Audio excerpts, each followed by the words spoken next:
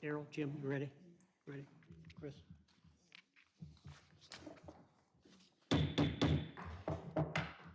Taneytown Planning Commission, please come to order. I'd like to welcome everyone here this evening. Would you please stand to the pledge of the flag? I pledge allegiance to the flag of the United States of America and to the republic for which it stands, one nation, under God, indivisible, with liberty and justice for all.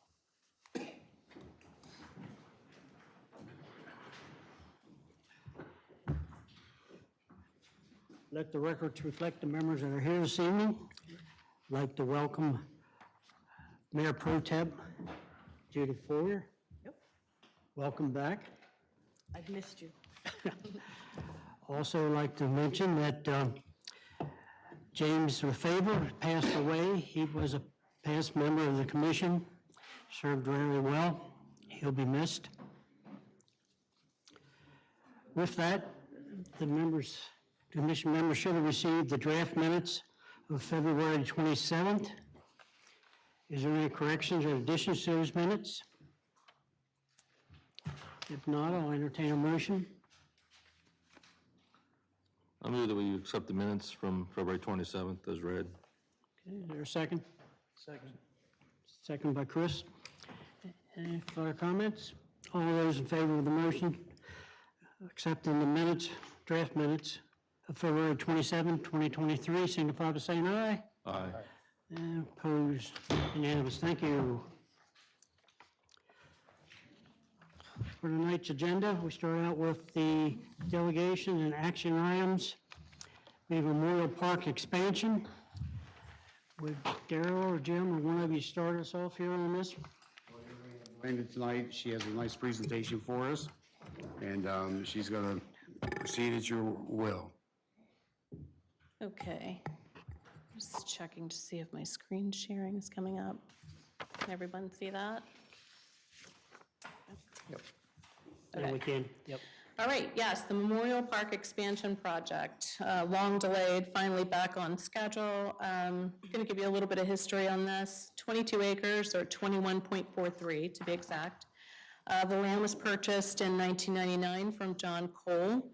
It was placed on the 2009 capital improvement program, but was bumped for several years due to other city project priorities.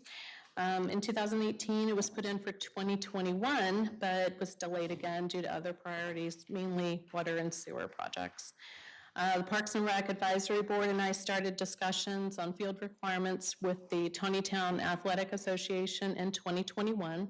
And on June 8th, 2022, Council approved the 2022-2028 capital improvement program with the expansion projects slated for 2023 and 2024.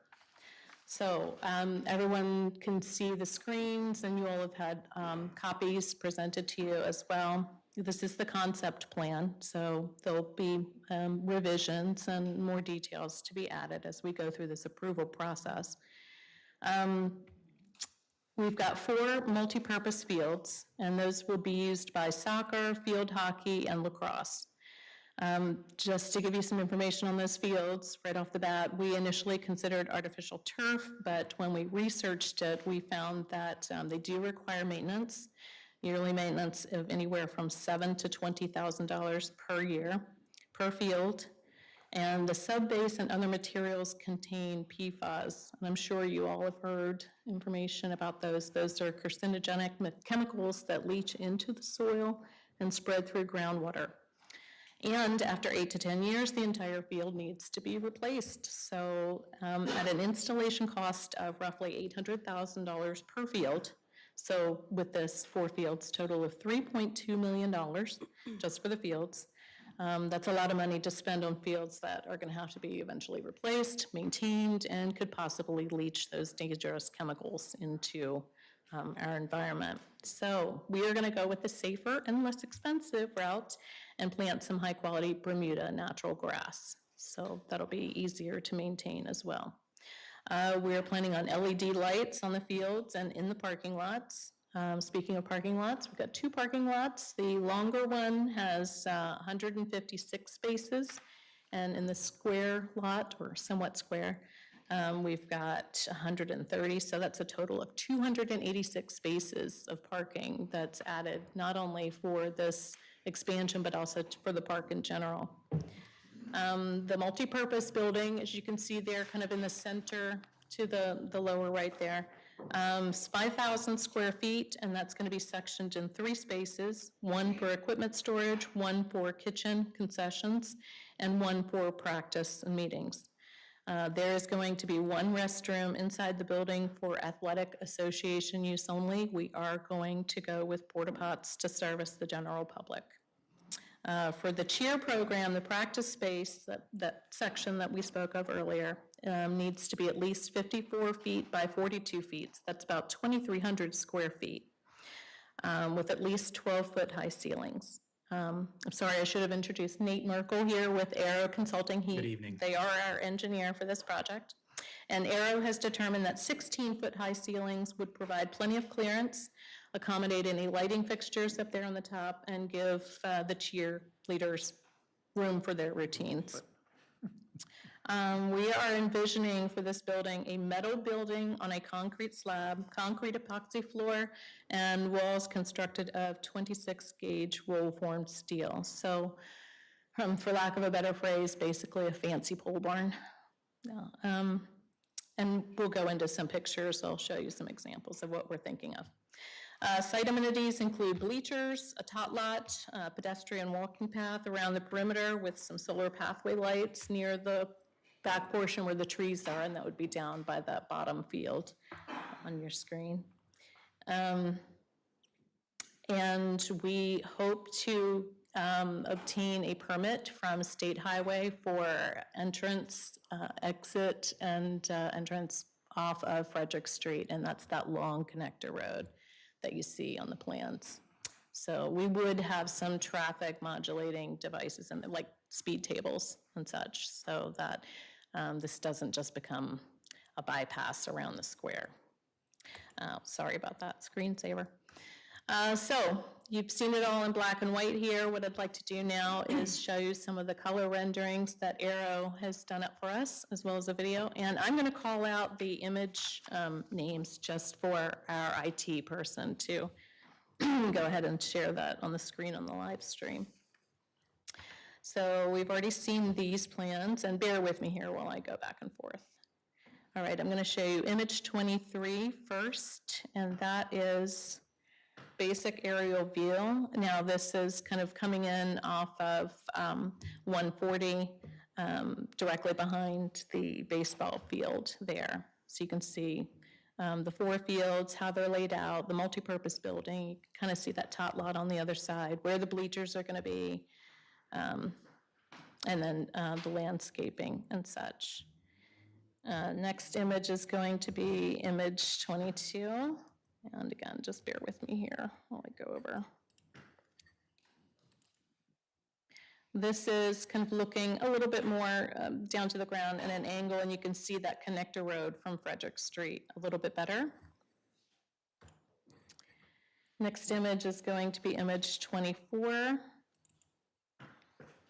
And that's coming in off of Frederick Street on that access road. You can see some of the landscape screening that we've put there for that adjacent property. Excuse me a minute. Yeah. The parking lot right in front with all the vehicles, is that the old Agway? Yes. Okay. So you're planning on coming in right above that off of 194, right? Right. Yes. Okay. Right. The other thing that we are considering is where the road curves around right now behind that baseball grandstand, we are going to restrict access. So we'll have that gated off. If we wanted to connect this road, the new road, to that road behind the grandstand, it would involve a long retaining wall, some substantial grading. We'd have to widen it back there. So what we're going to do, this road is just going to turn to the left onto Park Drive, which will be paved. Right now it's gravel. And then continue around that pond and then back up to Park Drive to get to 140. So it's not really going to be a fast shortcut for anybody who's looking to avoid the square. They're going to be going in here, they'll be going over the speed tables, and then they're going to have to go around the pond and back up. So the next image I'm going to show is image 13. And this is just showing some of the site amenities. Now, the poles here for the lights are shown as wooden, but we decided we're going to go with metal. That's correct. Yeah, for longevity's sake. And the next image I'm going to show is number 11. This just shows a close-up of the parking lot. You can see on the end of the building there what we envision for the concession windows. And the next image is going to be image 16. It just shows the parking lot, another vantage point with the lovely flagpoles there. We'd have the Taneytown flag flying along with the American flag. And the next one then is going to be 19, and that just shows what it's going to look like at night. You see the parking lot lights there, and some of the field light. Now, the building examples that I want to show you, this is the first example. This is kind of what we're envisioning. It doesn't look like a fancy pole barn building, but it really is, the construction is. But it's got those nice accents on there they're aesthetically pleasing. You can have the faux stone, you can have faux brick, all kinds of different things. This shows a shingle roof. Building example number 2 is it's got more of a basic look to it with a metal roof, and it's just got a different paint color down at the bottom instead of the faux stone or faux brick. And then building example number 3, again, just shows kind of a combination of the first two. You've got that faux stone, faux brick down at the bottom, but you've got a metal roof, and you've got that the metal siding on that. And now I'm going to do the video, and this is what I'm really excited about. It's very thrilling. So we're coming in off of Frederick Street. Here's that more square parking lot. Again, you can see the concession end of the building. Coming up to get that aerial view on the 3 main fields. And then the other parking lot. And then we're just showing a night simulation of what this is going to look like with the fields lit at night.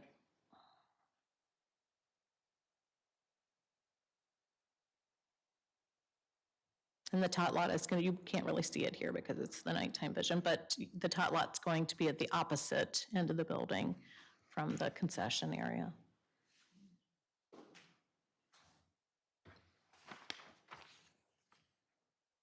Okay, and that is it. Do we have any questions at this point? The lighting will be LED, Yes, all of the lighting would be LED. That's correct. and that'll be in and out off of Frederick Street. Correct, in and out. Okay. Yeah. Comments, questions? Yeah, the video really helped a lot. It kind of showed the perspective. I wasn't sure how much space you really had between the fields, because it looked a lot smaller, and trying to scale it, it was kind of close, but the picture doesn't look too bad. I'm still a little bit concerned over there where the long parking lot, it does still look kind of close to the field, so if there was a lacrosse game or something going on, I wouldn't park there.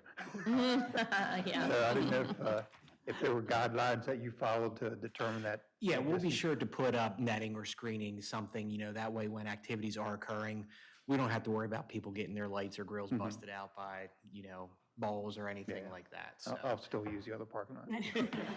Yeah. You'll be closer to the concessions that way. Yeah. So you did answer most of the questions I had wrote down here. Concession stands, some of that. And you mentioned there'd probably be some kind of speed bump coming in the racetrack area.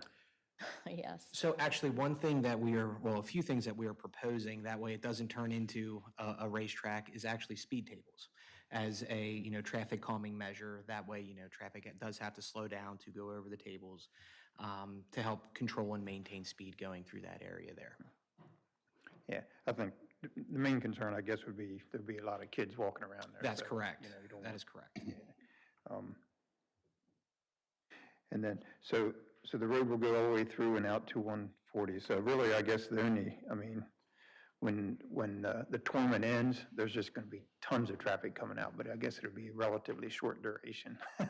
But, Correct. And it all depends, obviously, on when the games, end up, depending on how they're sequenced in the tournament there. But, that's one thing when we looked at for ingress and egress for the park expansion here, it made the most sense taking it out to 194.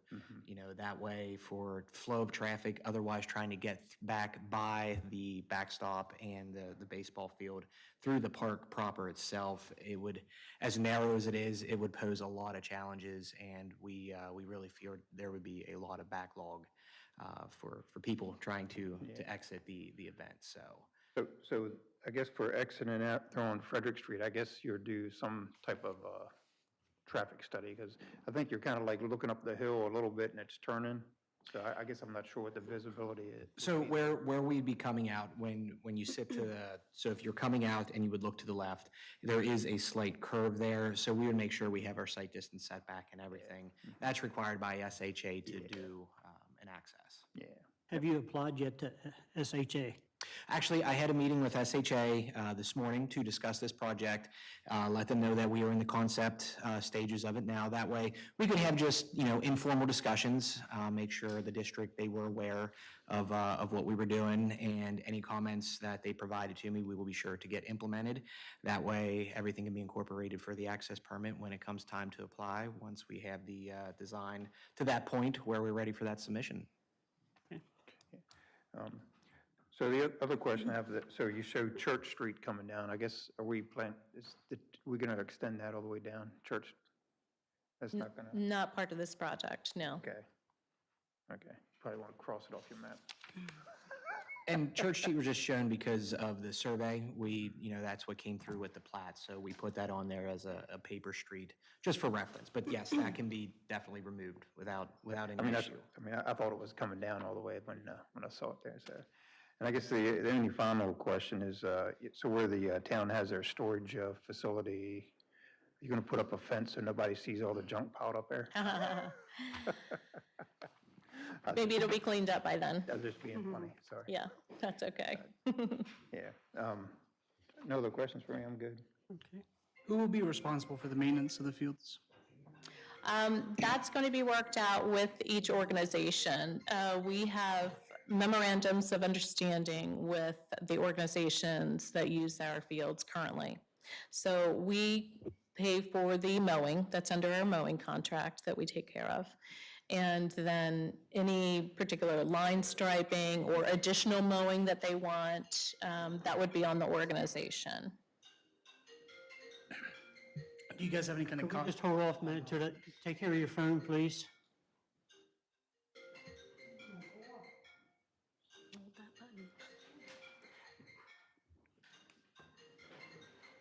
Would you mind going out to the hallway then?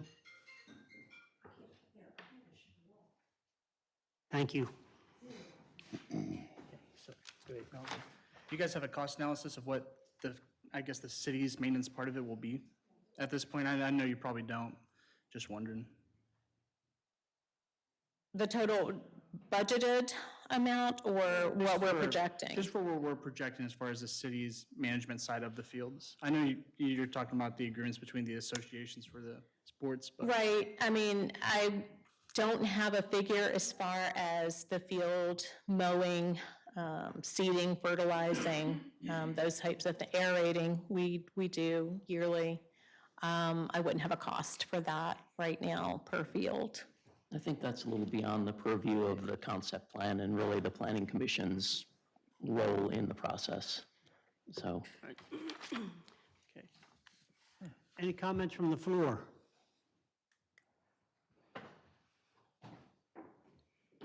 If you were asking that question relating to the maintenance cost of an artificial turf floor, Yeah, or that's- turf field, sorry, it would be significantly less, Yeah, yes. I was just kind of looking for the comparison of the turf versus Right. Right. natural field? Well, let's see, maintenance on an artificial turf, minimum would be 7,000 per year. So there's no way, the mowing and the aerating, seeding, and fertilizing, we do seasonally. So that's not on a monthly basis, so. But if I had to really roughly ballpark it, I would say maybe 1,500 per month, maybe. So, and that's, I think, a very high estimate. When we're billed for our mowing contract, it's for weekly, monthly, and, every now and then type of things. So I'd have to go back and break that all out. No, I appreciate it. I was just looking for, again, the turf versus the natural. Yeah. Thank you. And just if I could add to that, one thing that we'll also look at once we have the final design completed is we will be able to put together actual O&M costs for everything, within the design. That way the city will have a better idea of what it would cost to maintain the fields. So that will be though, once we have, like I mentioned, the design fully completed. Thank you. Okay, please state your name and address. Jim Thomas, Deal Road in Taneytown. Just had a suggestion. I know in the last 3 or 4 months ago, there was a presentation either here or to the council about solar options for the town and looking at generating solar voltaics within the town and the options about that. So I'm wondering, both the multi-purpose building, these lots, whether that could be considered in terms of potential solar generation. And looking at that as both an income stream for the project long-term, as well as, just for the towns overall, to incorporate that into the town's options for their looking at solar down the road. So, thank you. Thank you. Anyone else?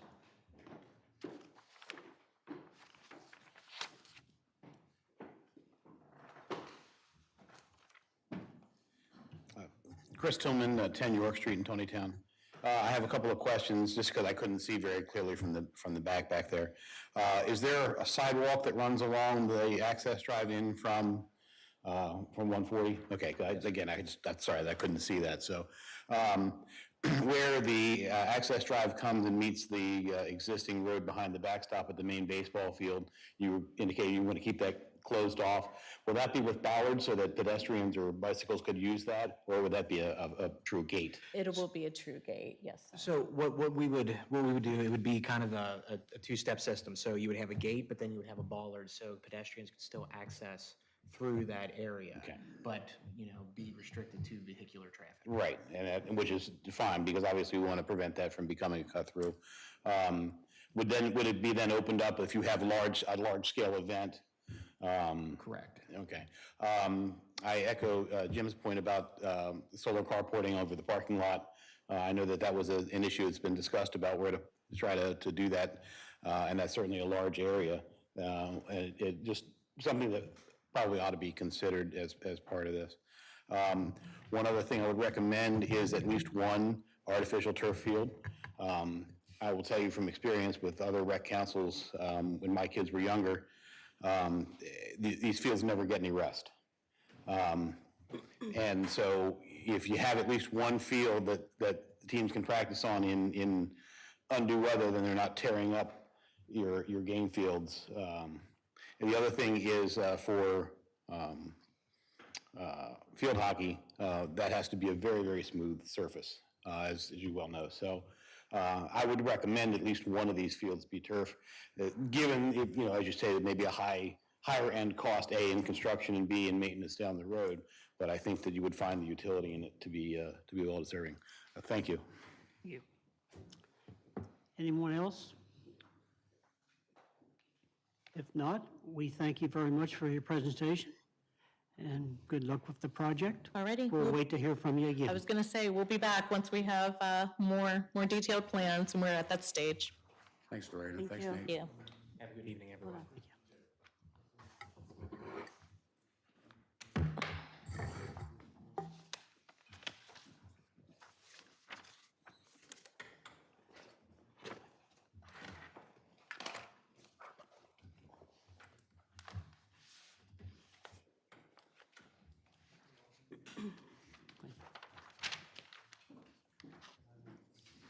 Next on the agenda is Want Chevrolet.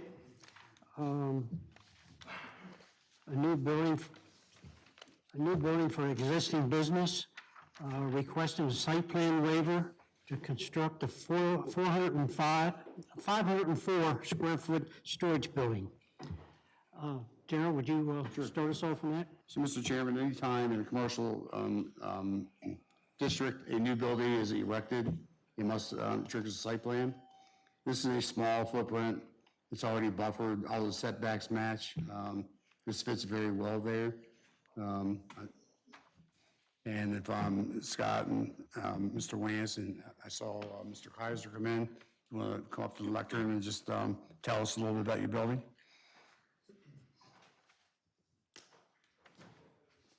What we're asking to build is a 14 by 36-foot storage shed. Our current facility is just out of capacity. We need place for equipment and part storage. Okay, and this is going to be behind your existing building, right? Yes, sir. Okay.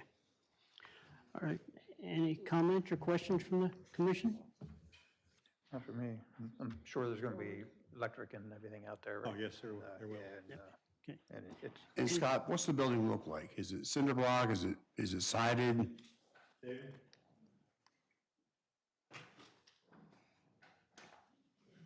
Please state your name and address.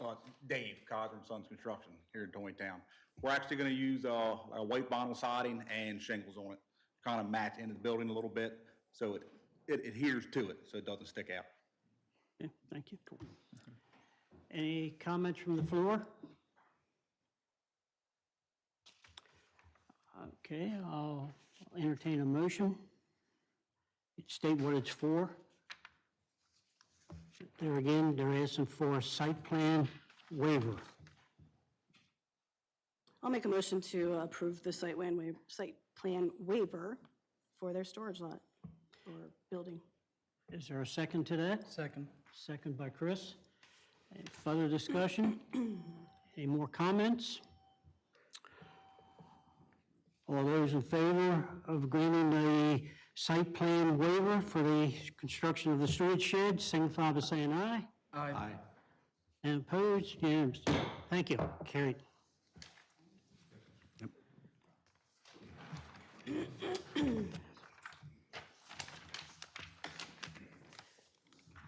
Okay, next item is Recovery 180. Darrell, can you start us off on that and give us a little bit of background here and what we're trying to do? Recovery 180 provides services for their clients. This building is 6 apartments down at the old Salvo Inn at West Baltimore Street and Harney. Going through a lot of work with the county with the site plan. They have as far as plumbing, a sprinkler system, which they're required to have. The closest use in general business for this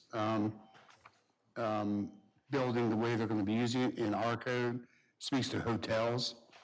So we will require parking spaces to be added. And also, they're going to have a discussion on the parking that's there now along Harney Road, with a rather innovative idea of pulling that up and putting grass back there. I think it'll look a lot nicer. Plus, we have to think down the road, excuse me, that when the soil farm comes out of the ground, there will be a reworking of the Harney Road and 140 stop sign, or whatever it may turn into be. And we also need to discuss for the future the fact that with that parking more in alignment with Taneytown Crossing at the end of Westview, this is a good thing. So it's putting it all back a little bit closer off 140 rather, away from 140. But we wanted to keep one thing in mind. We'd like to, we should ask very nicely for some consideration of some land at that corner of Harney and 140, because it's most likely going to have to be realigned. Okay. Talking about in the V section right there, right? Yes, sir. Okay. All right. So this is a concept plan for a complete site plan? Well, Or what are we doing here? I mean, yeah, so it's we're just dealing with parking? or are we doing a complete site plan review? So right now, and Jim, catch me if I fall, it looks like the parking is the major item here. The sprinklers being required by the county. There's no construction going to be done inside the building. What was 6 apartments is going to be lodging space, or space for their clients who will be receiving treatment there. So they're not going to, the clients that will be living there, and it can be up to, I believe it's 41, up to that capacity, won't be driving, so they won't, so the parking is not really needed for that. What we have to be careful of is not making the mistake that down the road, they moved to Nebraska or whatever, and we have a hotel sitting, we have a possible hotel sitting there with no parking. What would be the required amount of parking spots for a hotel of that size? We're asking for 15 spaces, And is that what would typically be required for Well, a hotel that size? one per room, Okay. so that's 12, and then space for the employees, Okay. so 15. And is there a possibility of those 12 rooms being turned into 24, or is there just room for those 12? Like, have we seen in any kind of interior? Yes, so what they are, and gentlemen, you can start heading up, please. They can better explain the, how the treatment works there, but there is space there for, I believe, 41 beds.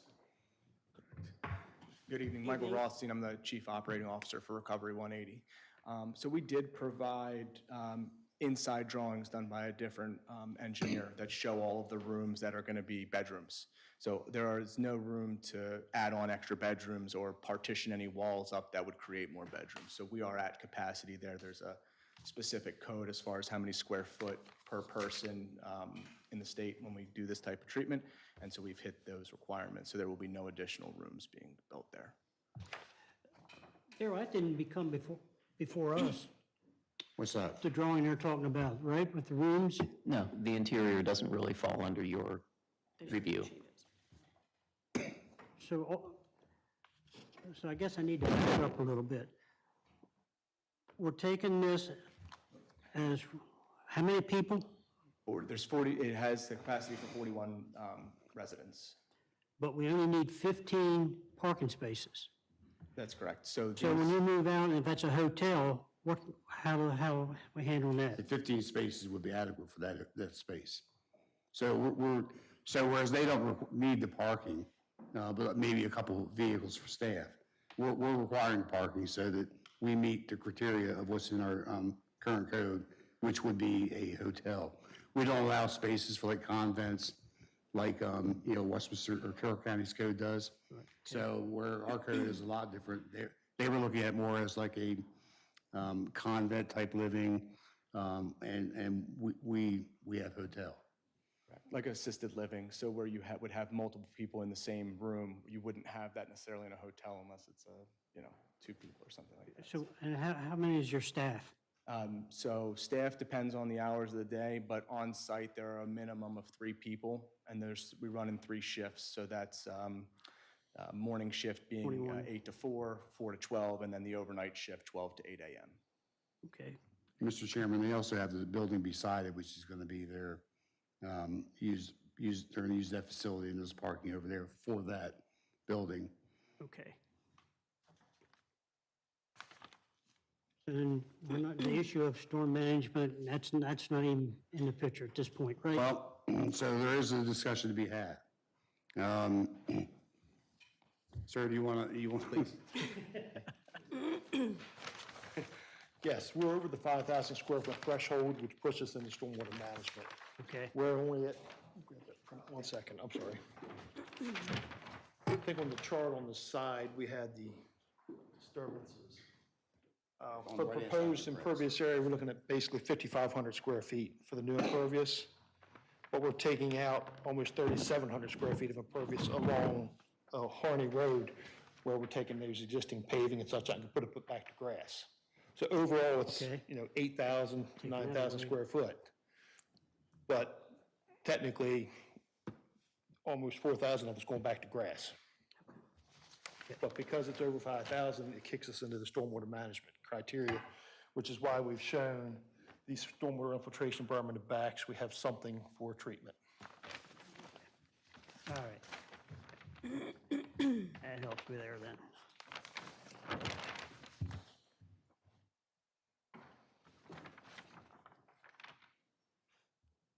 So this is, Steve, just a presentation, right? Or is this approval for a concept plan? I would say approval for a concept plan. Approval for concept plan. Okay.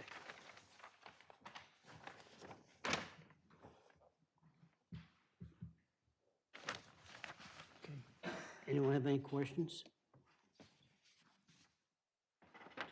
Can you just go through the parking again for me one more time? So we got 41 people staying there, and we got 15 spaces. Can you just kind of explain that to me again? Sorry. So this facility does not allow their patients to have vehicles there. Right. So they really need no parking. But in the real world, that could be sold tomorrow and parking would be a problem. Especially down the road, say if, Souls does come in and they move the curb all the way down along the front of that property, there's no access to what the parking is there now. We're just, thinking down the road and protecting them and us for the ability to have parking there to fit the code as it sits right now.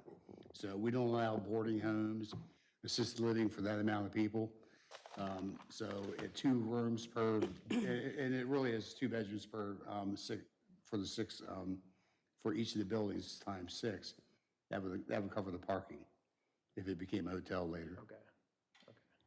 Are you clear on that? Because I'm still not 100% I sure. think that 10 years from this is- now, what's going to happen? Yeah, in 10 years, we don't know, but if it was a. The challenge with this has been to try to find a good fit between what the county's building code, which we have adopted, calls this, and something that is permitted in the general business district that's referenced in our code.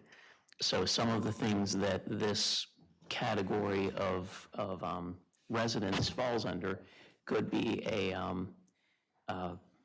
non-transitory hotel, I think, a dormitory, a convent, I think a boarding house. So our code doesn't speak to convents. We speak to college campuses, but not specifically dormitories, which one often associates with that type of environment. Our code doesn't permit boarding houses. So the only thing that we were left with that kind of matched the two was a hotel. So while the proposed use doesn't require parking because of the regulations that will be in place for the residents there, we need to categorize it as something within our code to be able to issue a zoning certificate. We need to be able to click something and say this is what the use is. And hotel is the best thing we can come up with. Once it's a hotel, in the event, say, Recovery 180, decides to relocate, that property could be sold as a hotel. So at that point, it wouldn't come back to you. So if we don't get the parking spaces now, there's no opportunity in the future, should it turn over to someone who operates it as a more conventional hotel, it wouldn't come back before you, and we would be kind of stuck with a hotel with inadequate parking. So it's a very unique scenario that we're looking at here. It's not a use that we've seen and that our code really doesn't speak to very clearly. So we're just trying to make the best of what the county code says from the building code, and then what the zoning code, how we can make it fit under the zoning code. It's not perfect, but it's the best that we could come up with to try to make it allow it to move forward. I understand the number of residents is very high if you think of 40 people in a hotel, you're probably thinking about 40 guests, 40 cars plus staff. So in that, looking at it that way, you'd say the parking is inadequate. But it's the way the parking code is written, it's based on guest rooms. And this particular operation is going to have multiple residents in each, what we would come close to calling a guest room, I guess, in a hotel. So it really is more like a dormitory setup, where there are multiple beds in a bedroom, but then there are multiple bedrooms per, I guess, residential unit. I might not be using all the right terms for Recovery 180, but I think I'm hitting the mark pretty much. So it's just a very unique scenario for us, and we're just trying to kind of hit a balance between protecting the city and we recognize that the proposed use really doesn't require the parking that we're asking them to provide, so we're trying not to overdo it either, and just trying to kind of find that line between protecting the city and not squashing the project. Well, let me ask you this then. The residents that are going to be here, the 41, are there ever going to be days where they have visiting hours or people coming to see them? Excuse me, because obviously. Sure, it's a great question. So we don't allow friends or anything like that as far as visitation. If it is a family session, they're not allowed in the residence part. The 168 property, which is the clinical space, that's where they would be allowed to have family visitors. So it would be organized through their therapist, and that's where they would come to visit. But no one is allowed to enter the actual building where they live unless they're an employee. Are the residents allowed to leave? Yes. As they see fit? It's a residential 3.1 level of care. It's about a 6-month program. And yes, they're encouraged to work. So there's group therapy either in the morning or in the evening, depending on when their job is. And then there's individual counseling.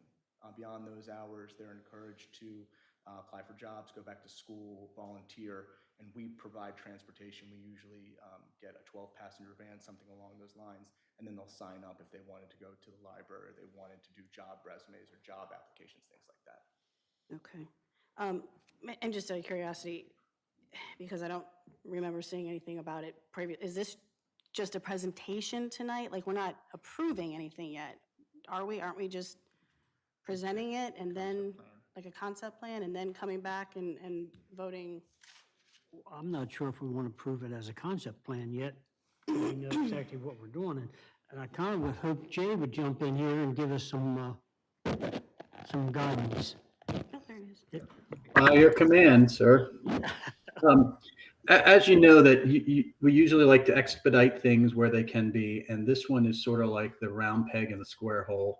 And so we're trying to work on it on a staff level, and we've had lots of discussions for several, it's probably been months at this point in time. But the issue that there's some strategic issues that Jim and Daryl have talked about, the parking issue, the road alignment issue, and things like that you all really need to digest, because once you approve a concept, certainly things can change and be fleshed out, and they obviously will. CLSI will take care of that for us. But you need to be comfortable in what you're sending them on the direction for. And so right now I've heard a couple discussions about parking and, do you think it's adequate? Don't you think it's adequate? You need to figure that out before we even start down the concept road. The alignment of the road is absolutely critical to the future of the town. That got talked about, but that road alignment is something that needs to happen for Harney Road and the future projects down that way. It's something you hear about every single time there's a development in that quadrant. So typically what you have done in the past is when you have these novel issues, if you're not comfortable saying, yes, proceed in that direction, because I'm sure I'm sure you'll note it takes several months to engineer this from this point forward. But if you're not comfortable, you might want to study it a little bit more and come back next month and have some more discussion. Well, if we hold off for another month, what are we going to learn in that period of time? Who's going to give us any expert opinions and advice between now and the April meeting? I mean, Well, you can't meet as a group unless it's in open session with the public invited. right. So there's not going to be like a separate workshop or something of that nature. Certainly Daryl could respond to individual requests for information, throughout that period. We can, if there are questions that you want to send through Daryl, we can work with the developer and engineer to respond to them. But there wouldn't be any formal, additional presentation or anything like that between now and next month. Could there be an issue where we would limit how many people was allowed to stay there? Then regardless, if they would move, that would be what we approve. And anybody else would come in, would have to come back before us to change that to 40 or 20 or whatever. Could we designate it? Or is that something? I think, Mr. Chairman, you're on the right track. I mean, I think that the problem, the process should probably be, you all are hearing this kind of for the first time, you read about it in your packages.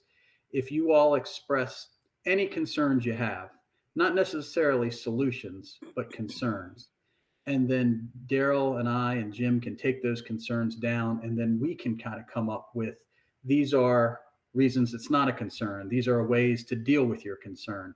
And that's what I think would happen between now and next month, is a way to address your concerns, not necessarily have you figure out what the solutions are. That's kind of what I was waiting to hear. So how does the commission feel about that? I just had a quick question. Do you guys have, do these individuals have like caseworkers for like state programs and stuff like that? I know we talked about counselors, but.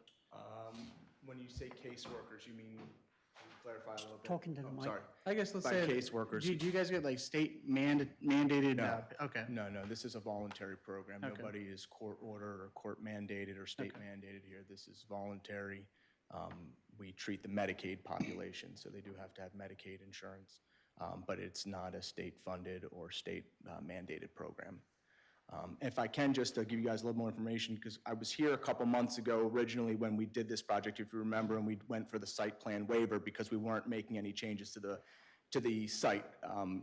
Through the use and occupancy process and getting the permits, that's why we're back here now. So just so you guys understand, and we want to do this the right way, I think we purchased the property probably about a year ago. And it is costly every month that we're not open. So if you could take that into consideration as we go through this process, these gentlemen have been great in meeting with us and trying to find a solution. We're willing to give up some of that land, of course, on Harney Road to make everyone happy as far as the traffic is concerned with the Sewell project and things like that. But anything else, we're amenable to, but time is definitely of the essence as far as this project is concerned.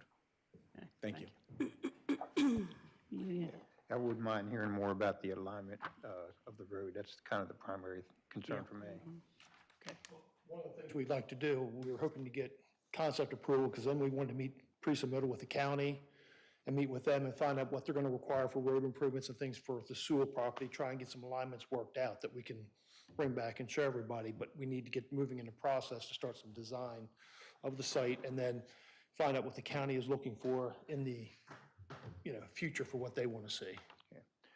So as far as the parking and everything, like if they've changed businesses, would we have an opportunity to talk about that again, or that would? No, not unless we stipulate, no.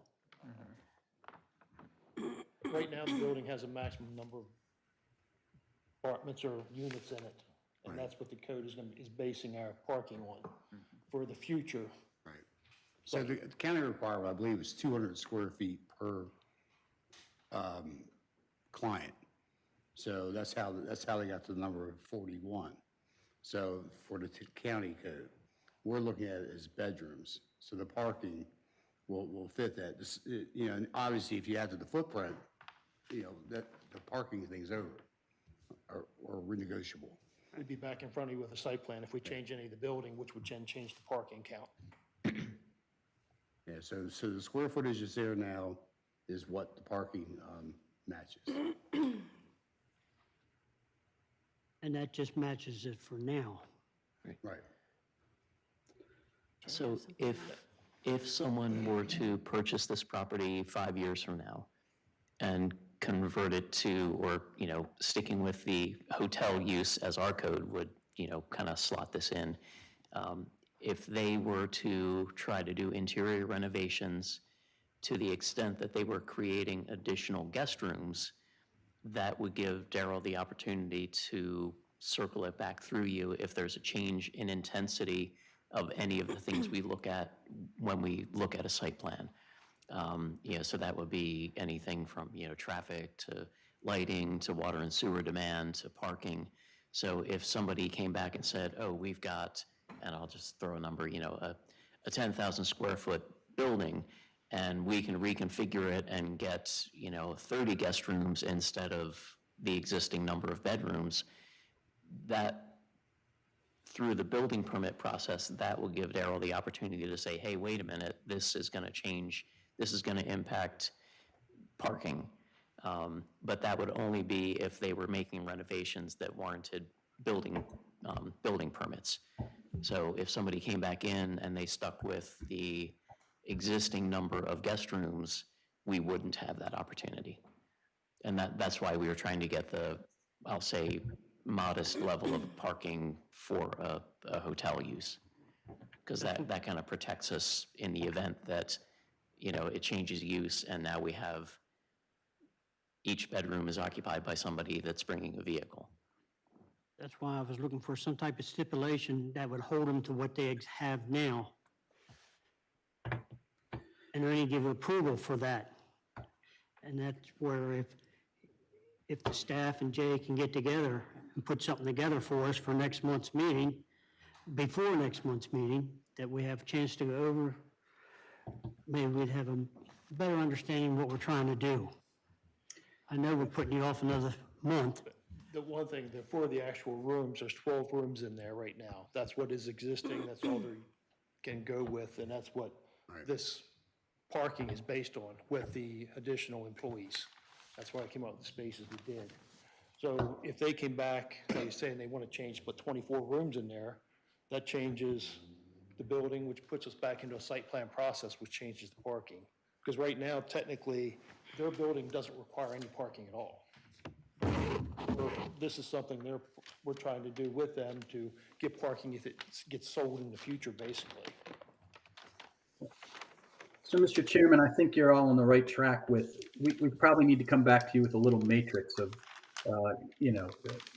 what Martin just talked about. This is what we're doing, this is what's required, and this is your worst case scenario. And once you kind of lay those three things out, what we're talking about eventually is potentially a note on the plan. That's where you're headed, Mr. Chairman, saying that this design, this parking lot is allowable for this many. We'll have to come up with the metrics, whether it's units, bedrooms, people, whatever, so that in the event it's sold and somebody wants to come in and say, I'm putting a hotel in, you've already approved it as a hotel, it's zoned for a hotel, then they're going to be limited. And the analogy is how we deal with water. When we do a certain note on the plan, we say that a building gets so much water allocated to it. And if it needs more water, then it has to come back to the city for whatever reason. So it kind of flows in that. CLSI is familiar with how we do the water calculations. It could be done that way for parking so that these people don't have to pay the burdens of the what if. But I think you need to have that straight in front of you in writing so you can compare what decisions you're making.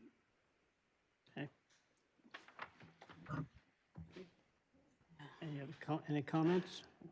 Can I request one other question? One thing, is the planning commission acceptable and staff with us going ahead and meeting with the county to start getting some information on what they're going to want to see property-wise? So we can have that for you also to get that moving. Yeah. No problem with us on that. I don't think there's any reason they couldn't. You okay, Dan? I can't see your hitting it. All right. And I think, Martin, that we probably should go one step further and come up with just a rough sketch of what it might look like, because you're very familiar with the whole problem with the alignment. And eventually, we're going to have to look at how does this play into the state highway. I mean, the county with the road, but what would the state highway be more acceptable or less acceptable with down the road too? So we might as well figure that out. We can do a sketch, but I wanted to meet with the county first, get their input before we went down that route. Okay. Yep. All right. Let me ask, is there any comments from the floor?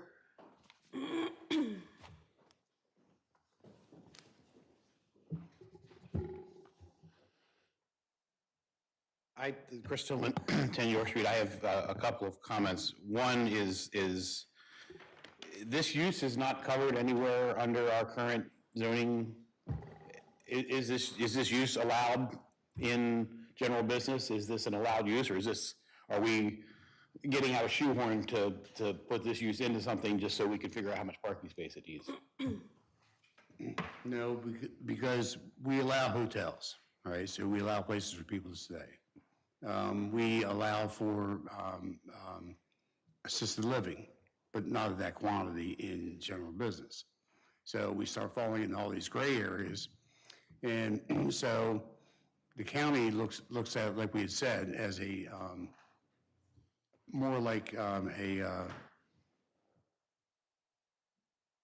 condo type living, all right? So it's not structured families living in a space, it's people, in this case, who are in need of a structure and a safe living space.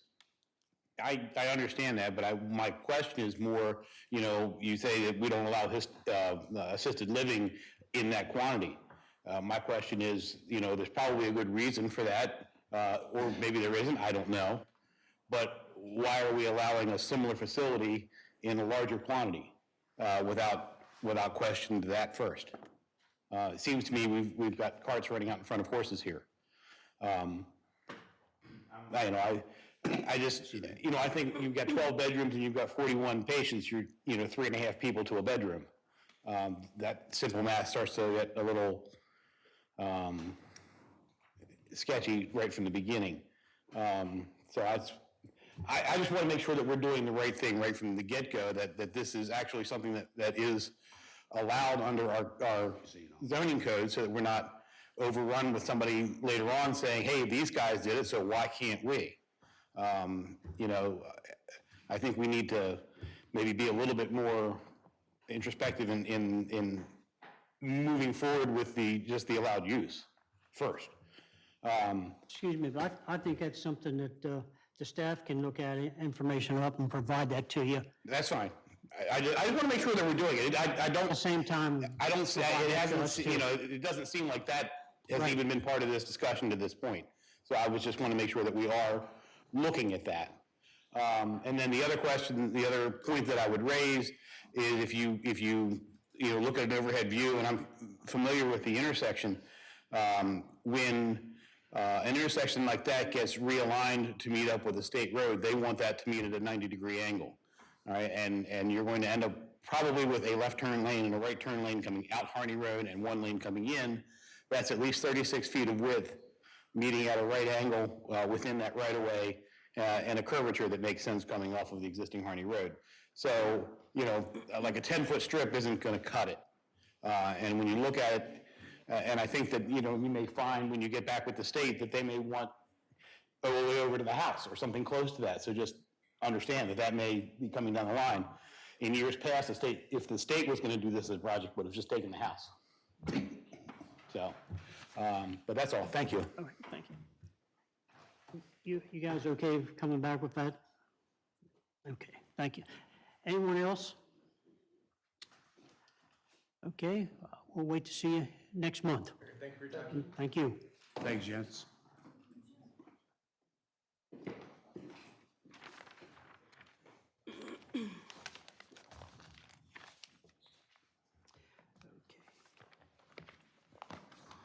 Next item. Elizabeth's Restaurant. I'll get that right time we get to the end of this. Good. He's getting first. Just gotta present that eye. I didn't have Brad here to help us.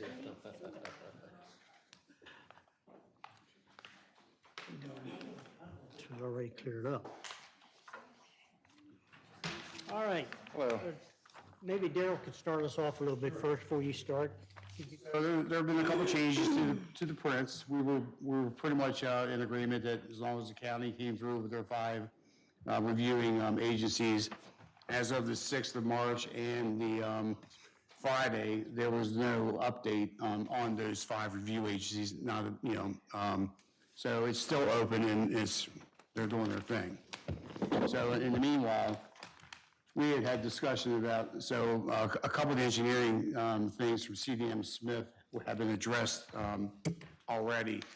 There's just one more thing we need to clear out, and I felt better if it ran by you guys, is on Merlin Drive, page think it's 3 of those prints, you'll find the Merwin Drive and what they've come up with of the prints, Jim.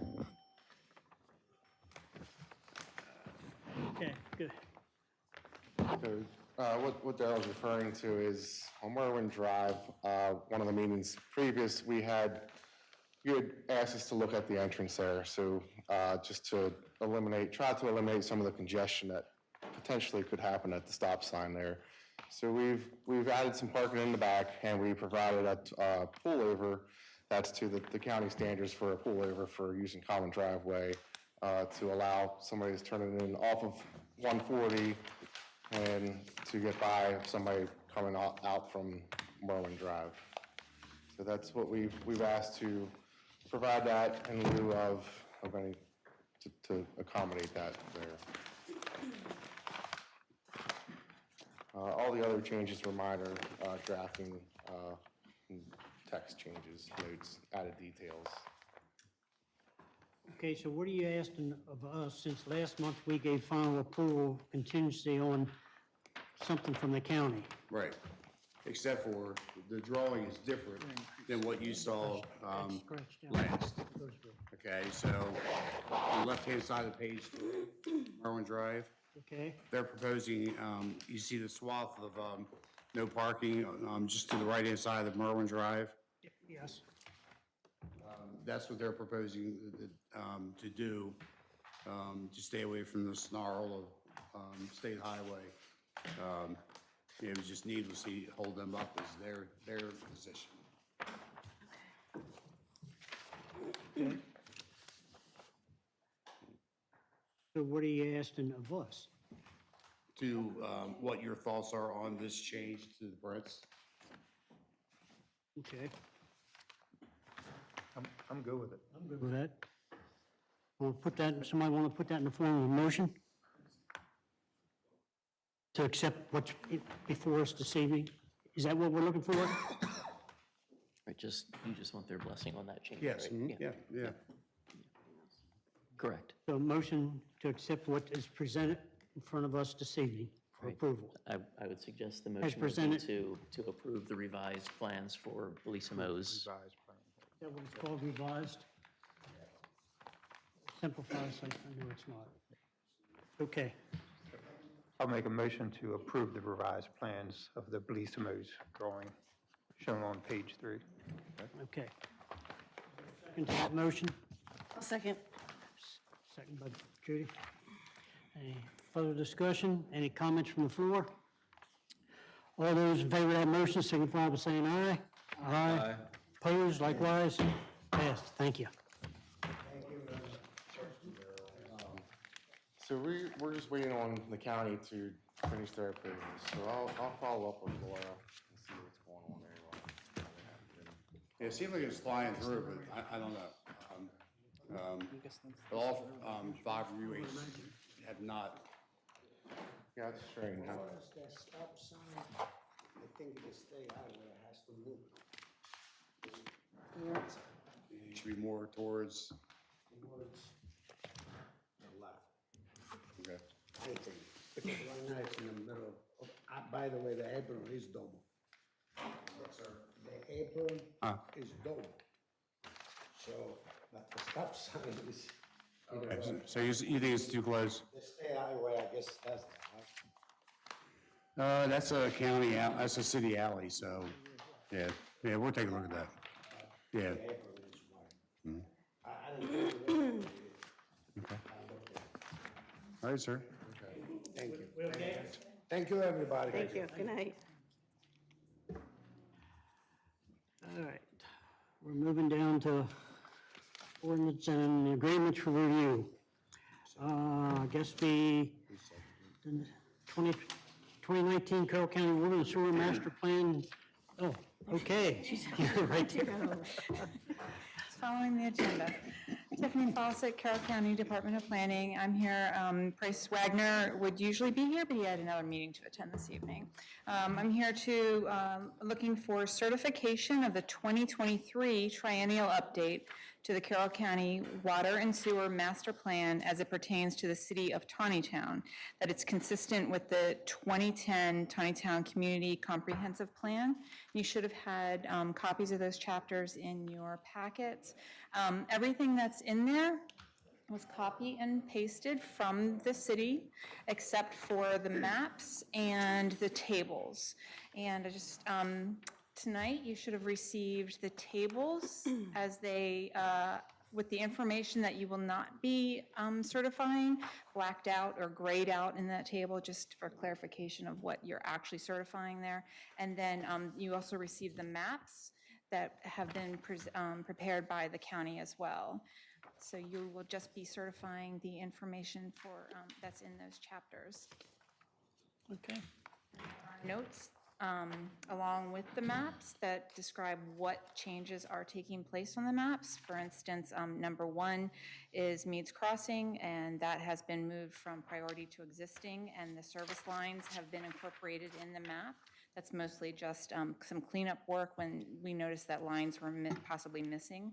Number 2, Garnet Ridge, and this is the same with the water and the sewer maps. Garnet Ridge is the residentially zoned portion of that moved from long range to priority, and the portion of number 3, which is Copperfield, that went from priority to long range, they basically swapped their demand.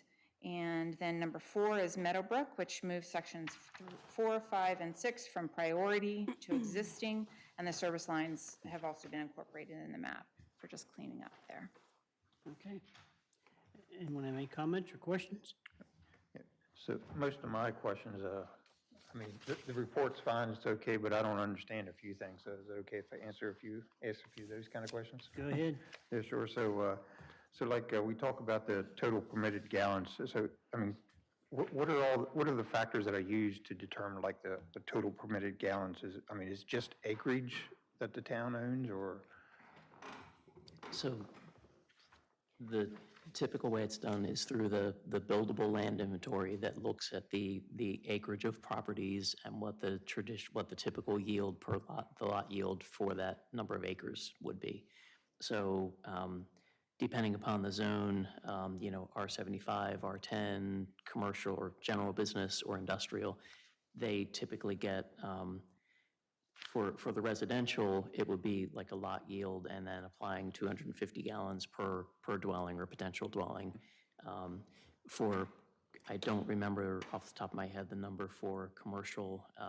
I believe industrial is like 900 gallons per day per acre. So those figures are applied based on the area on the map in the different categories. Right, so that shows you how much water you expect to use, right? Right. So when we have a project in the pipeline and know how for say a site plan, if we know that this site plan is moving through the process and it's scheduled to use a certain number of gallons per day, if we are at that point, as we're doing either the triennial update or an amendment, we can present that information in hopes that maybe, it's a smaller number than the planning number might be. So we might have an industrial property where the planning number would be 900 gallons per acre, but we allow, say, mini storage in industry, and that's not going to use that kind of figure. So in a scenario like that, we could approach the county and say, we'd like to only assign so many gallons to this because we have this project that's gotten, certain levels of approval already. But generally speaking, it's based on the zoning district and the acres within the district, and then a factor of how many gallons per acre per that particular use. So then the total that you can basically take out of the ground is based on, like if you have more parks, you can take more water out of the ground, right? So what we can draw on the water side is limited to our appropriation permits through the Maryland Department of the Environment. Currently, we are essentially recharge constrained, and that is our wells have the capacity to pump more water, but because of our geology and soil, the ground around Taneytown recharges at about, I want to say it's like 260 60, 280 gallons per day per acre. But to develop at smart growth densities for residential, we need to develop at a higher ratio per acre. So the groundwater recharge rate doesn't match the density that we want or need to develop at. So we have to acquire recharge outside of the city in some capacity. Either we need to purchase it or get a recharge easement on a piece of property. And we are having conversations with the county regarding some county-owned parcels within our aquifer area where there is a recharge easement on the property already, and we're in talks with the county about trying to get those recharge credits assigned to Taneytown. According to the state, we are currently at a recharge deficit on the west side of the city, on the Piney Creek side, the Piney Creek aquifer. So the state says that we are currently drawing more water per day than can recharge. And that's really based on, excuse me, on a shift in how MDE made those calculations back in the 90s. Okay. So And the recharge area is basically undeveloped land, right? So it could be. the catch is we can only count land that's owned or controlled by the city. Yeah. So rain that falls north of Angel Road, we can't count. Falls south of Angel Road, we can count it because it's within the city limits. So it all goes to the same aquifer, but that's the way the rules are now. And that was a big hit for the city because the aquifers that we draw from go well beyond the city limits, but we can't count that anymore. So now we're considered to be in this recharge deficit. Gotcha. So that's why most of the areas on the map that aren't already developed are shown as long range, because if we showed them as future or priority, we would also need to tell the state through this plan exactly what we're doing to provide the capacity to serve those properties. And right now, we're working on it, but we don't have like specific capital improvement plans or specific properties under contract to acquire more recharge acreage. We have a number of things that are spoken to in the text of the chapter that were approved in our recent capital improvement program that will reduce our inflow and infiltration on the sewer side. And that's how we intend to recover lost capacity and then assign that to growth. Yep. But on the water side, it's all about recharge. Got it. Understand, makes sense, thank you. Yep. Sorry, I got a couple other questions like that. Yeah, so on the third page there, they talk about, let's see here, unaccounted water, right? So I kind of understand how that was calculated and everything, but the 14% for unaccounted water, is that high, or is that, I mean, that seems high to me, That is higher than we would like. Last time around, we were at 12. So we are chasing down water loss. We have had a number of, unfortunately, we've had a number of leaks on the customer side of the curb stops in Meads Crossing already, and that water doesn't go through the meters. So unfortunately, we're seeing some issues out there. We've already had probably half a dozen leaks on what are essentially brand new service lines. That contributes to it. Other leaks, and we do try to estimate how much water we lose when we have a water main break or things like that. But there's still kind of mystery gallons that we can't account for. Gotcha. So we do have, we've installed leak detectors throughout the city, and with each new section of infrastructure that the city accepts from developers, that also incorporates that leak detection. So we try to, and we have managed to identify leaks that hadn't come to the surface yet through that leak detection equipment.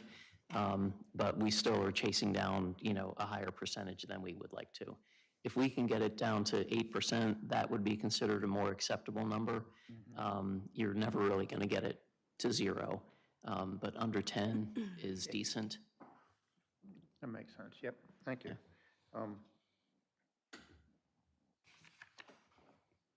Then on table 12B there, they talk about max safe yield. So I guess, can you kind of explain to me what's a safe yield? That, I believe, is determined by the Department of the Environment. I am not going to pretend to be a water expert on that.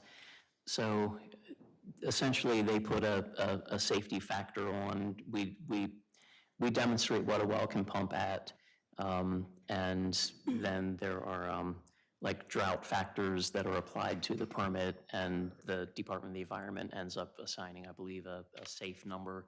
Now there's also like a month of maximum use that you're allowed to pump more than typical. So, but I really can't. It's kind of like a safety factor. I can't really give a lot of the details on the appropriation permit process. Bridge that's really heavy until it breaks. And then they say that's the most- Do you have a lot more of those questions? What's that? Do you have a lot more questions? No, I think that was the last one. Oh, okay, I was going to tell you, make a list. Hey, you said I could ask. You did say that. That Carol, was the last one. did you get a population double check from Jim yet? Did you forget? See, on table 15, The population's off like 1,000 people. I was just curious if that was something we needed to worry about, or it says 8220, but I think we're closer to 72 something. And then the planning years, the future planning years actually goes down? Not yet. Those have not been calculated yet. Okay. I think the 8220 is a good number. So at the 2020 census, we were smaller, but the county estimates population on a monthly basis based on use and occupancy permits and, well, actually, I don't know if it's technically the use and occupancy or the actual occupancy of the house. Okay. And so based on the essentially building permits that go through the process, once they're final and the house is move-in ready, the population figures are adjusted on a monthly basis. So we've been climbing since the census. Oh, wow. Okay, so that's 1,000 people more. And we are probably going to plateau at this point for a while. Okay. I mean, without significant growth for a while, because really all the big projects are built out right now. Right. So we'll probably see, some changes, but Okay. Okay. Any other questions? All right. I guess what we're looking for here is a motion for approval of this I'll make a document. motion, we approve the Taneytown Water Service Area Report. Okay, is there a second to that? Second. Okay, motion made by Mr. Myers, second by Mr. Miller. Any further discussion? Chairman, this is the triennial update to the 2019 Carroll County. On your agenda is the title of this report. Can we use that, please? Oh, Okay, yes, in the motion? yes. That in your motion? nice things. Sure, as soon as I find it. Daryl's done. What do you throwing mean, stuff on the ground. every 3 years? Yeah. So I'll amend the motion to, so we want to approve the triennial update Yes. to the 2019 Carroll County Water and Sewer Master Plan. Okay, Second. okay. Thanks, Daryl. Thank you. Any further questions? All those in favor of that motion signify by saying aye. Aye. Opposed likewise, carried. Thank you. Thank you. You want to finish your report while you're up? I'll wait my turn. Come back to me. All right. Daryl, your report.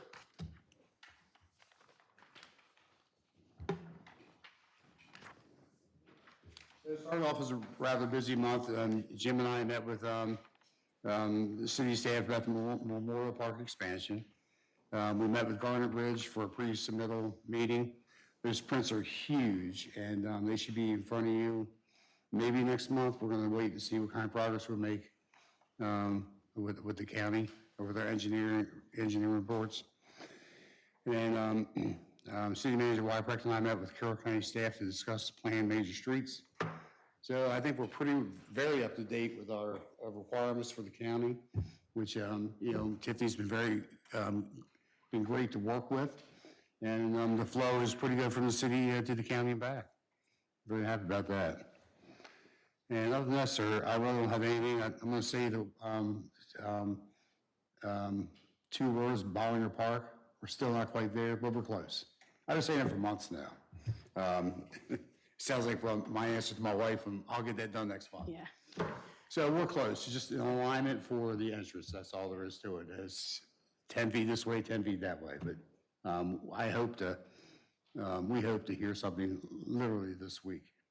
So you're saying it's 10 feet one way or 10 feet the other way, it's not 20 foot in one same direction? It's So the required site distance was greater than our engineer used when they selected the original point of entry. We applied for a variance, a sightline variance with the county, and were essentially denied. The county wanted us to demonstrate, they wanted us to go back to the drawing board, find some spot where we could achieve the sightline distance, if at all possible. And we finally managed to do that last week with a lot of, measuring wheel rolling up and down the road and moving the stake here and going back out, remeasuring. So we think we finally have a spot that allows for the necessary site distance in each direction. And I believe it's like 400 plus feet in each direction for a 30-mile-an-hour road. So the county wants you to basically design for a higher speed than the posted speed. And that was the revision that our engineer was not aware of. So, that is what it is. But, so tomorrow, CLSI is scheduled to have a survey crew go out and meet city staff at the site to be able to transfer that access point, basically geolocate it, and get it put on a revised set of plans that will then go back to County Roads Engineering for their review. If we get their okay, it's going to come back before you one last time, just because we want to publicly share the changes because of some of the animosity towards the project. That, the folks don't want to park in their neighborhood. So we want to be, basically overshare information rather than have somebody come back and say, oh no, when you put it up on the screen, it had the entrance here, and now it's, over this way. So we just want to be completely transparent with it, because we know there are people that live near where the parking lot's going to be that are unhappy about it. So we're just going to go overboard and bring it back to you again. If it were not a project that was under such scrutiny, we would probably say, look, we're moving the driveway, 13 and a half feet. It still looks the same. It's still the same number of spaces. Can we just do it as a red line change? And we would probably do it that way. But since there are some people that don't want to park next door, we're going to go the extra mile. Okay. Thanks for that. Okay, Darrell, the rest of the projects? Sure. Was out at Duffy yesterday, and looks like there's a ramp built, and there's more dirt down at the other end now. So, but that's a huge site. I think that building's 68,000 square feet. That's a big slab. Other than that, under active discussion of active projects, we're not here to discuss the Feeser property tonight, but we do need to discuss the Hartman Street. Okay. So on Hartman Street, that's a planned road, but not on our 2010 comp plan. But so when Answer Boulevard was engineered 30 years ago, whatever it was, they had 3 access points coming off north and south. one by the dollar store, if you will, Kraus Warden A Road. Then you have Ellsworth Avenue that comes off the north side and would have gone, we think, down to Stone Cipher, Jim? Otterdale, I think. Otterdale? Oh, is that one now? Okay. I think. Okay, so, but that's not gonna happen because, you know, pesky Carroll Christie's won't let us drive through their yard. So those things change, and that happens. So, and then somewhere along the line, Hartman Street came off, the access on the north side came off the plan, but not the south side. So when you have a road at 40 miles an hour, you don't want, you know, an access here, you know, clean them up. So that's the goal. So Hartman Street, so for the property we've been discussing on the Feeser property, it makes great sense for the access to come off of Hartman Street. So we need to understand two things in that case. Can I interrupt for a second? So the access for the proposed site development would be off of Antrim Boulevard, but Hartman Street is already an existing dead-end stub that could also connect to Antrim. I don't want, because of what was discussed last month, I don't want to suggest that traffic for the site will be coming off of Fair enough, yes. Hartman. So, so the access would be off of Antrim onto Hartman into the site, okay? And I hope it's Mr. Lapp's building. Is Mr. Lapp still here? Yeah. I hope it's Mr. Lapp's project, but it could be anything, okay? So let's keep that in mind. So two things in Hartman. I think it's a great street that add relief pressure to Carnival Grand, that area. But does Taneytown build that part of it itself and connect on the Hartman Street on the by way of Mr. Lapp's area, instead of requiring a project to build it for us? We would want the easement in that case for Taneytown to build it later, perhaps with state highway user funds or whatever. But I think down the road, from a planning perspective, that area, God forbid something happens major down at Carnival or at Grand and 140, how do you get out of there easily? You know, so you have a nice area right on the Antrim Boulevard and wherever. Okay. So I think the question is whether the commission wants to see Hartman Street constructed as part of the Feeser property development, or if accepting a right-of-way dedication or a road easement across the portion that is not really necessary for this site to function would be acceptable. Typically, where there's a planned major street, the developer puts the street in when they develop the property. And we see that most frequently in residential projects. Right. We have had commercial projects in recent years that did have some streets shown on the map that did not get constructed for one reason or another. So we, again, you know, our track record is pretty strong on residential projects. And I'll point out Meads Crossing, for example. Crimson Avenue has been shown on the comprehensive plan for decades to extend from where it dead-ended in Meadowbrook all the way up to Angel Road. Meads Crossing built that as part of their project. That's normal. Keenan Street was dead-ended from 194 into the first section of Meadowbrook, and then it dead-ended in Copperfield on the other side. It was shown to connect on the comp plan for many years, and as those developments grew and, you know, additional phases came in and additional developers came in, we stuck with it, and now Keenan Street connects from one end to the other.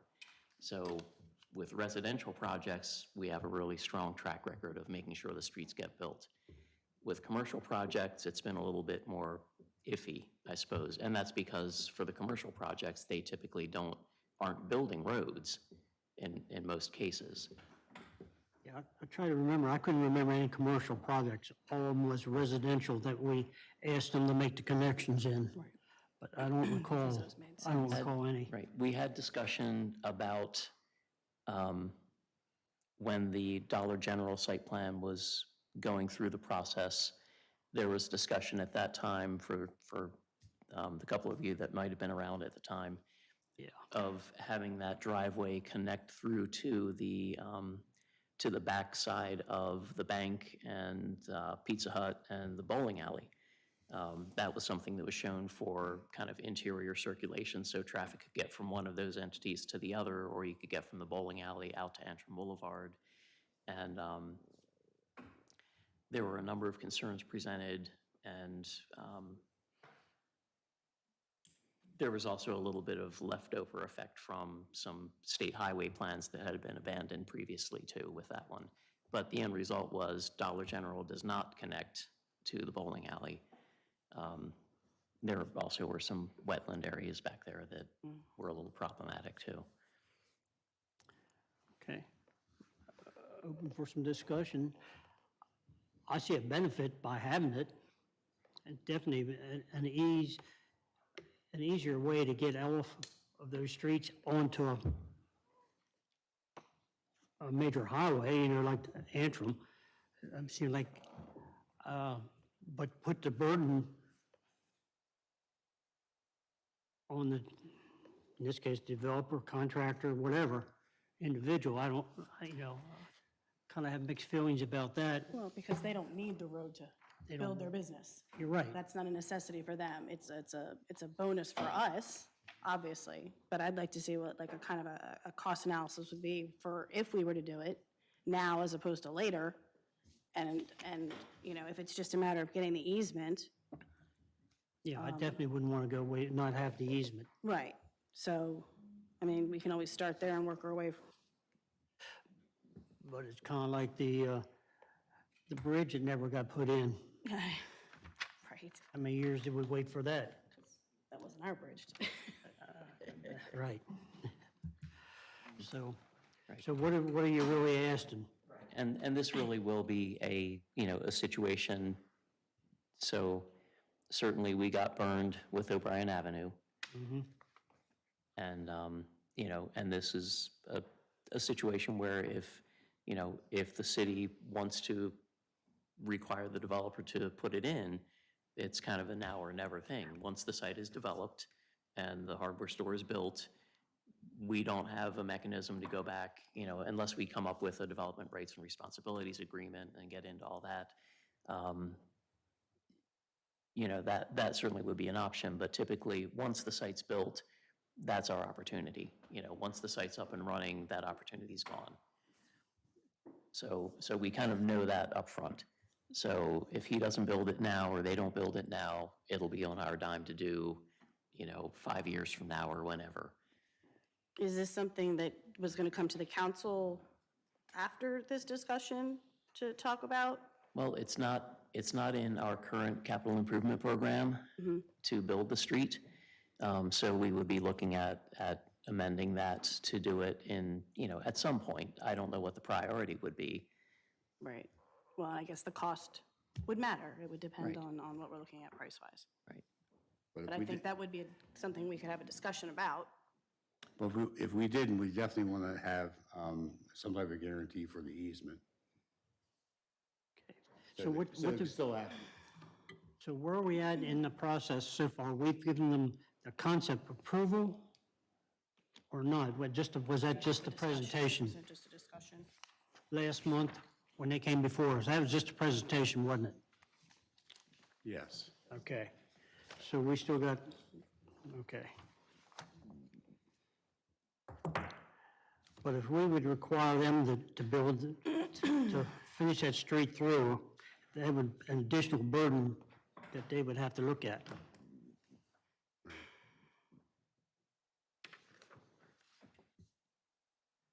Okay. Mr. Chairman. David Lott, Ballinger School.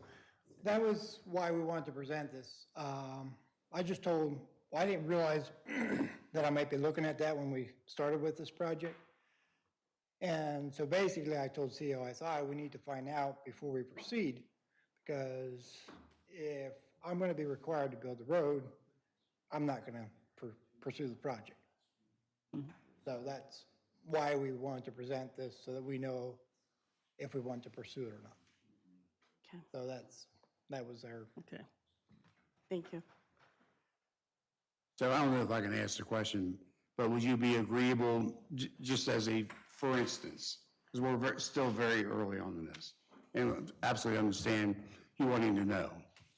But would you be agreeable to an easement for the rest of the road to be built? I would definitely be willing to look at that. The one concern I do have is, well, we already have a lot of wetlands on the property, so we're, only using 5 acres out of 14. And now putting the road through there would take away basically whatever is between there and Trevanian, would almost render that useless to me because of the road going through there. So that was my major concern, actually my only concern about not just saying sure. 5 acres?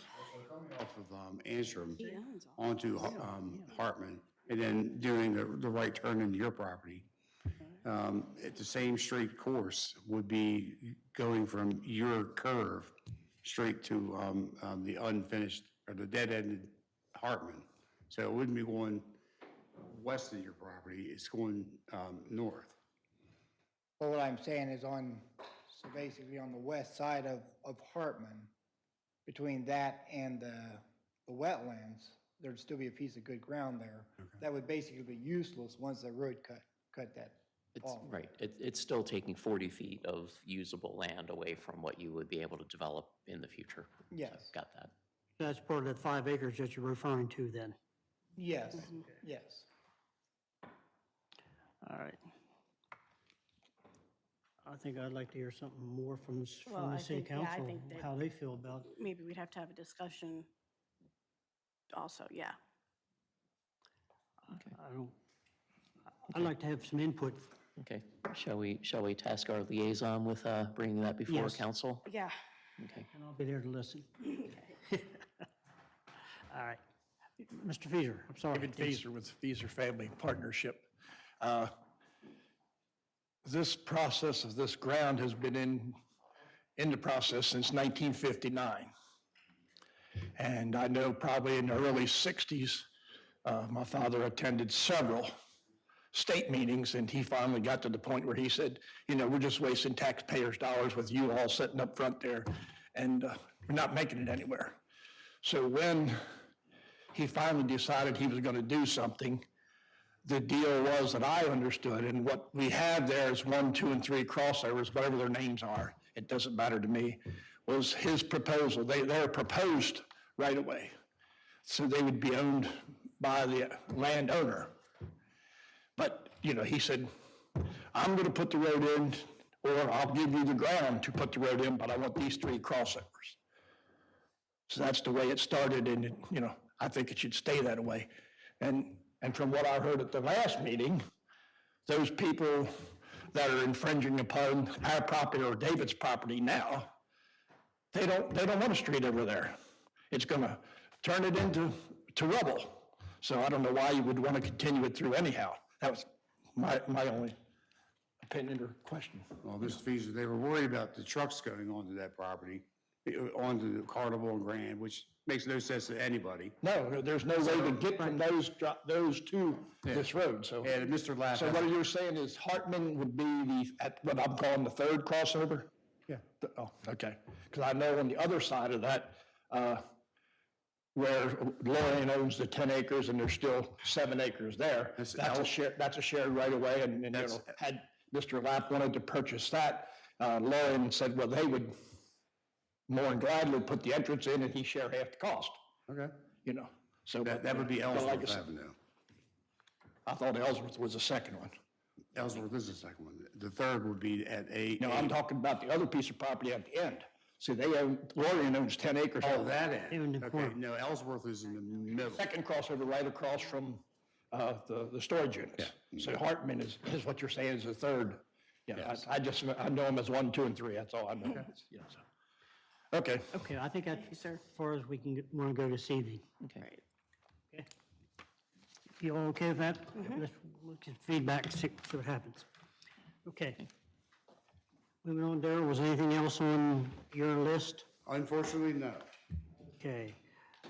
We're up to Jay, if he has anything before us. I do, Mr. Chairman and members of the commission. Great news. I'm going to follow along with what Daryl has said, where he says, well, hopefully next month, hopefully next month. Well, it's finally gotten the time where the Syrian property acquisition for the potential bypass right away has been completed.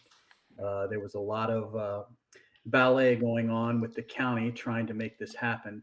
So what has happened is, and I'm sure you're familiar with what I'm talking about, the Syrian property. It's a 4-acre parcel that is now abuts where the county owns, and the county parcel connects to the intersection where Trevanion Road and Antrim Boulevard connects. So if you can imagine that, we now have 4 more acres.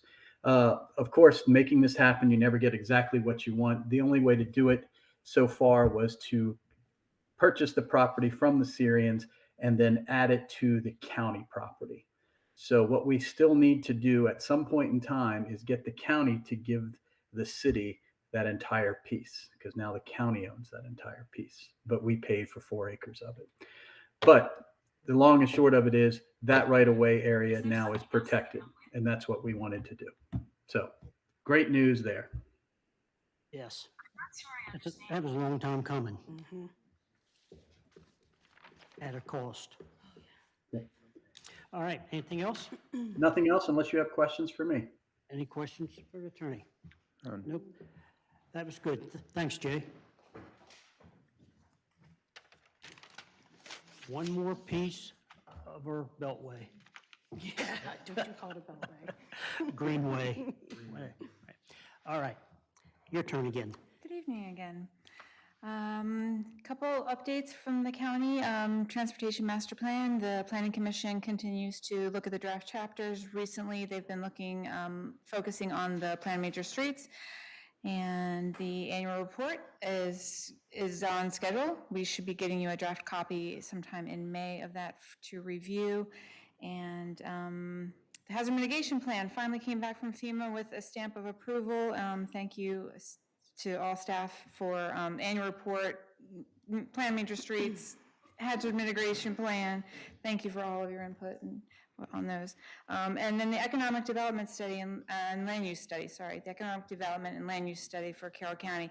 The first public workshop for the study was held on February 16th at Exploration Commons, and where people were able to indicate Carroll County's assets and constraints in groups, and the next public workshop is planned for April 27th at Exploration Commons, which is the basement of the Westminster Branch Library, and public participation is strongly encouraged, please. And that is everything we have. Tiffany? Yeah. Are all these meetings televised live? They're not. They're not? They're not. Okay. No. Thanks. You're welcome. Okay. Old business, there's none. I don't think we shouldn't have any new business at this point. Anyone on the commission have any comments? Chris, no? No? Anyone from the floor have any comments for us? Please come to the...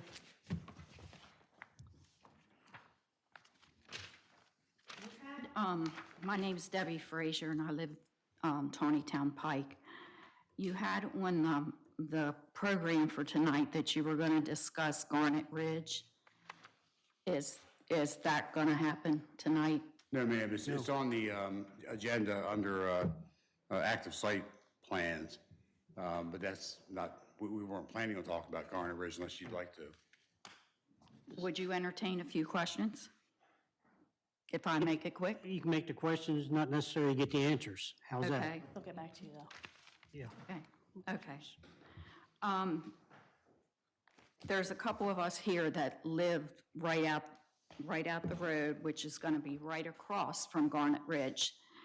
And I'm just wondering, how close to 140 is it going to be? Or how far back is it going to be?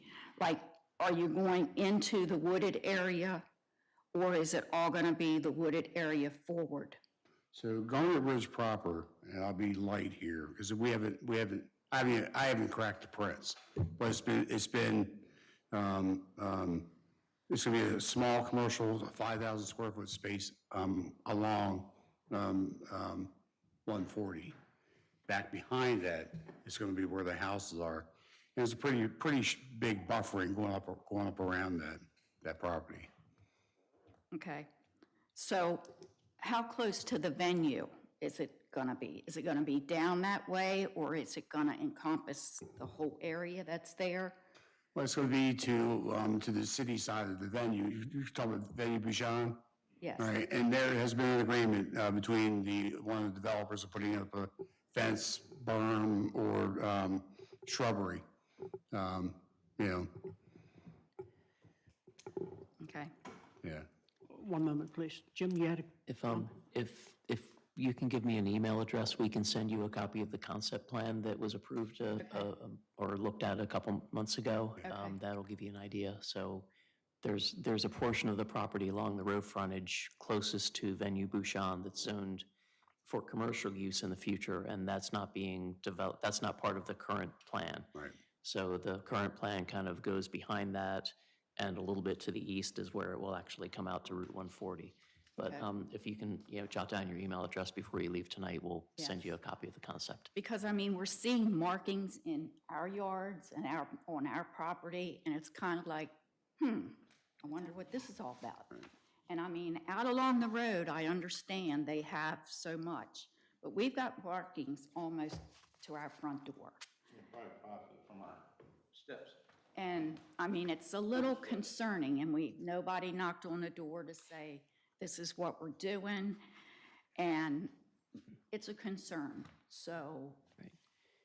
If there are spray paint marks, it's very possible that Miss Utility was contacted to try to survey where all the power, cable, phone and everything. I know a lot of it's above ground out there, but that's a possibility also that might be, it could be related to the project, but they might be trying to ascertain locations of utilities so they can plan on how to tie into things. Okay.